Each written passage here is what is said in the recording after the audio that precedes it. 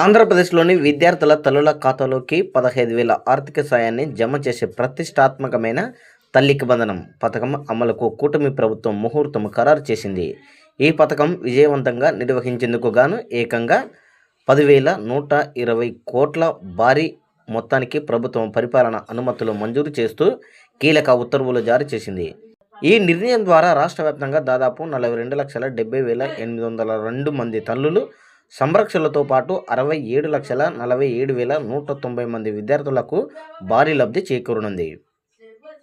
ఈ పథకం కింద పాఠశాలకు వెళ్లే ప్రతి అర్హ విద్యార్థికి ఏడాదికి 15,000 చొప్పున ఆర్థిక సహాయం అందించనున్నారు.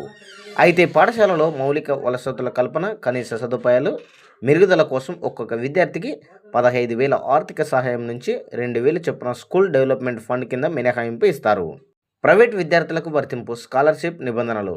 ఉచిత నిర్బంధ విద్యా హక్కు చట్టం ఆర్టీఏ యాక్ట్ కింద ప్రైవేట్ అండ్ ఎయిడెడ్ పాఠశాలలో 25% కోట కింద ప్రవేశాలు పొంది చదువుకుంటున్న విద్యార్థులకు కూడా ఈ పథకాన్ని వర్తింపజేయడం గమనార్హం.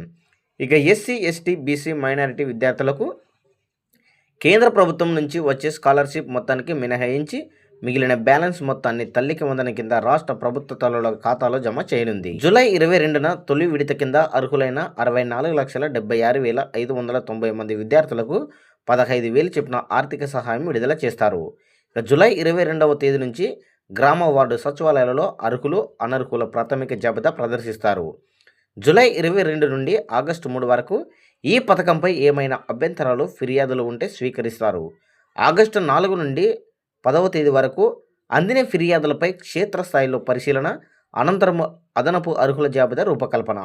ఇక ఆగస్టు 25 వరకు 1వ తరగతి మరియు ఇంటర్మీడియట్ మొదటి సంవత్సరంలో కొత్తగా చేరే విద్యార్థుల వివరాలు నమోదుకు చివరి అవకాశం. ఆగస్టు 30న అదనపు అర్హుల తుది జాబితా విడుదల చేస్తారు.